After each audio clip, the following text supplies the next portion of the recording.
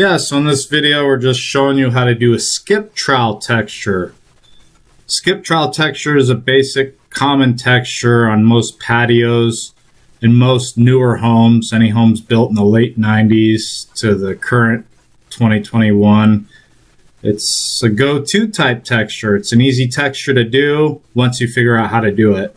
As you can see in this video, I'm just using a 6-inch knife. A lot of guys out there like to use big knives, 20-inch knives, 22-inch knives. I've even seen guys use 30-inch knives to do skip trowel.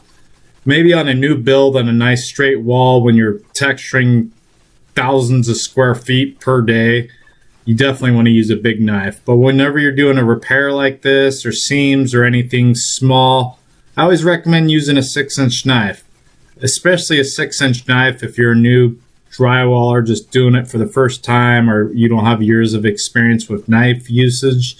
Always use a 6-inch knife. A 6-inch knife is nice and straight, strong, it's easy to control. It's a good knife to start with to learn some knife control. I always prefer to use a hammerhead 6-inch knife as the preferred 6-inch knife of any tapered drywaller is always the hammerhead 6-inch knife. With this 6-inch knife on this skip trowel texture, as you can see on the video, it's kind of an easy pattern to do. Sometimes you can use the old pattern and follow through and they'll give you a good start pattern to go to match with. Or you can do your own skip trowel if you're doing a new wall, so it doesn't matter, you're not matching nothing if you're doing all new walls. But with the skip trowel, I just use a basic joint compound. There's a lot of different textures out there. There's a red line mud that they like to mix by hand, but you have to mix buckets of that powder form. It takes an hour to mix, then you have to strain it. So an easy go-to material is always a joint compound. That's the material we always go to for most of our jobs for coating and texturing and stuff like that. With the joint compound, I first buy a bucket of it or I buy a box of it. Of course, on my other video, I show how to mix up texture, mix up muds. Once you get the mud dumped in a regular bucket, you always add water and then you mix it up, make a nice creamy texture mud.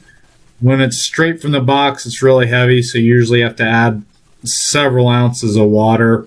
Usually, rule of thumb that I always follow is a nice full, clean sponge load of water. So at least I'd say 4 to 6 full sponges of water in the bucket with a fresh box of mud. Mix that up thoroughly and see what you get. Start with that, see what it is. You never want to make it too thin. We're not trying to make super water here. You have to have enough materials to kind of bond to the knife. You don't want to just dripping and dropping everywhere. Sometimes you could do a really thick skip trowel, but then it gets kind of heavy and it leaves it really heavy. But there are skip trowels out there that are like that. But with this, you see on the video, I'm just skipping along, skip, skip, skip. There's really nothing to it. Once you find a pattern and you start skipping, we're not in a hurry, so a 6-inch knife, you just follow through and you're matching up the existing. It really is a nice looking texture. It doesn't really look like it when it's going on, but it makes a nice, clean, modern look, and it's not perfect. Sometimes in drywall, when textures are perfect, like smooth walls and stuff, when there are imperfections in the walls or whatever, dings or dangs, you're always going to notice those imperfections. So that's why they do this heavy skip trowel, because it hides a lot of imperfections and it's not so symmetrical and perfect. So it makes a better looking wall, so you're not staring at imperfections all the time. But with this, just follow through. This is just basic skip trowel. If you ever want to practice on a skip trowel, I always recommend getting a drywall knife, some mud, a 6-inch knife, and maybe a scrap piece of drywall or anything, and you can practice on it first before you do any project. Once you kind of learn a skip trowel pattern, work on it for a while, and then once you get your pattern down, there you go. You just learned how to do a skip trowel.